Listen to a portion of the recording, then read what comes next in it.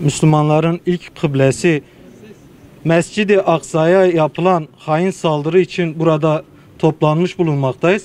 Palu'daki tüm sivil toplum kuruluşları ve tüm siyasi partiler hiçbir ayrım gözetmeksizin İslami bir şuurla inşallah Teala burada İsrail'i telin edeceğiz. Kısa bir toplantı olacak. Burada bir basın açıklamamız olacak. Bu basın açıklamasından hemen sonra bizim bir konvoyumuz olacak. Bu konvoyumuz buradan başlayıp Çarşı Mahallesi'nden Cumhuriyet Mahallesi'ne dönüş, oradan yukarıda Esentepe Mahallesi ve Kalekent Mahallesi ile devam edecek. Tekbir! Allahu Ekber! Tekbir! Allahu Ekber! Tekbir! Allahu Ekber! Allahu Ekber! Muhammed Rehber! Allahu Ekber! Muhammed Rehber! Kudüs'e selam! Direnişe devam! Kudüs'e selam! Direnişe devam! Kudüs'e selam! Direnişe devam!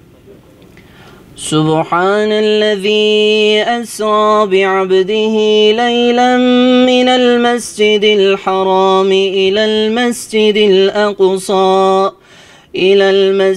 الأقصى الذي باركنا حوله لنريه من آياتنا إنه هو السميع البصير. Mescid-i Aksa'yı gördüm düşümde. Bir çocuk gibiydi ve ağlıyordu. Varıp eşiğine alnımı koydum. Sanki bir yeraltı nehir çağlıyordu. Gözlerim yollarda bekler dururum. Nerede kardeşlerin diyordu bir ses. İlk kıblesi benim ulu nebinin. Unuttu mu bunu acaba herkes? Hani o günler ki binlerce mümin tek yürek halinde bana koşardı. Hemşehrim nebiler hatırı için cevaba erişen dualar vardı. Şimdi kimsecikler varmaz yanıma.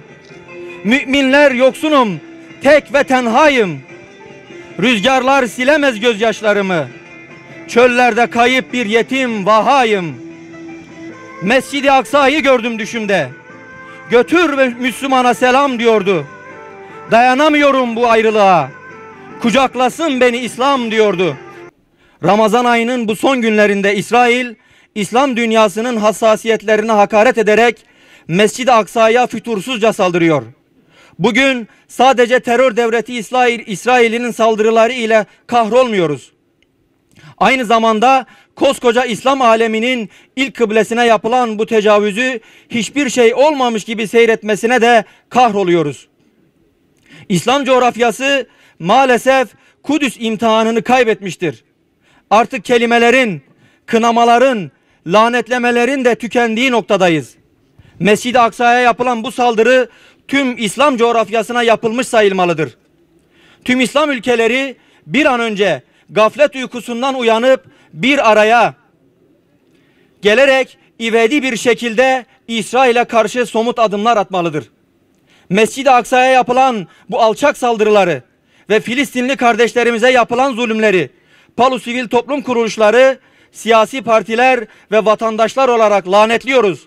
Allah'ın laneti zalimlerin üzerine olsun. Kudüs'e selam, direnişe devam. Kudüs'e selam, direnişe devam.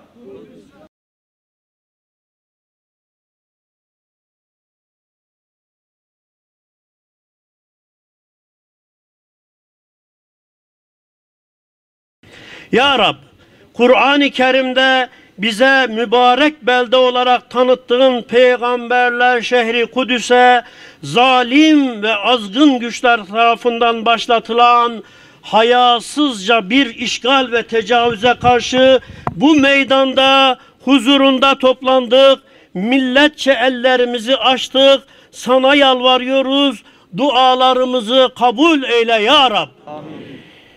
Ya Rabbi, sana iman eden kullarının izzetini, şerefini, onurunu, harim ismetini hiçbir zalim, zorba, işgalci güce çiğnetme Allah'ım. Amin.